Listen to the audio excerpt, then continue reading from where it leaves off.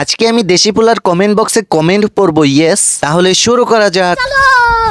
দেশি পোলার শর্টসে কমেন্ট করলাম আমি ইয়েস। তো আজকে আমি গিয়েছিলাম ইউটিউবে, তারপর একটু স্ক্রল করতেই দেখলাম দেশি পোলার শর্টস। তারপরে আমি চ্যানেলে ঢুকলাম, তারপর ইউটিউবারের বিয়ের শর্টসে ঢুকলাম, তারপরে আমি কমেন্ট করলাম।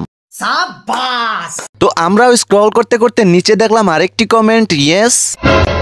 এ কি, এ তো দেশি পোলার ব্যান্ড বাজিয়ে রেখেছে। দেশি পোলাকে ছাড়া কোনো বিয়েই কমপ্লিট হয় না, এজন্যই বুঝি আমার বিয়ে থেমে রয়েছে ইয়েস।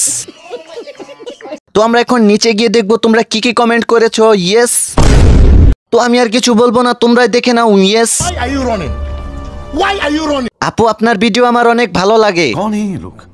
এরা মনে হয় বুদ্ধি বালিশের নিচে রেখে ঘুমায়।